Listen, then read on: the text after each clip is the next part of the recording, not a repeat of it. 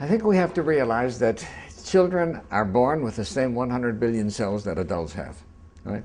And that their minds, these cells are not cluttered up with all the junk that we've accumulated as adults.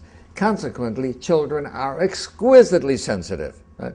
And when there is this crisis, and dad has lost his job, or mom has lost her job, and there's lost the savings have been gone, they sense that there is something wrong, right? Now, if they ask, well, what's wrong? And somebody say, nothing wrong, everything's okay.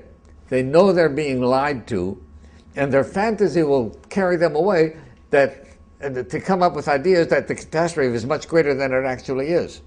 So I think that what should happen is when things happen, that parent lost a job, then we say, I lost my job, or daddy lost his job, and things are hard. Now we might not be able to do all the things that we wanted. We're going to have to cut corners and maybe live a little differently.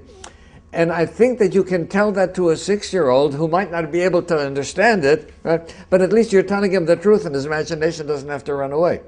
There was a situation where one child heard about people being fired, right?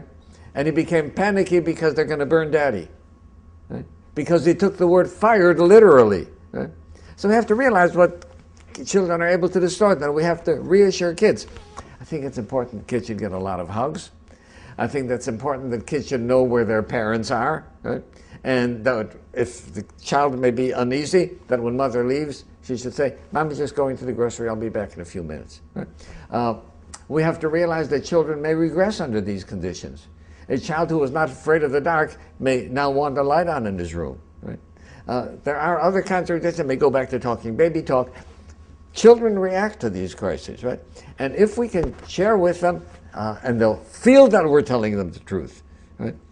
At least they won't let their imagination run away from them with the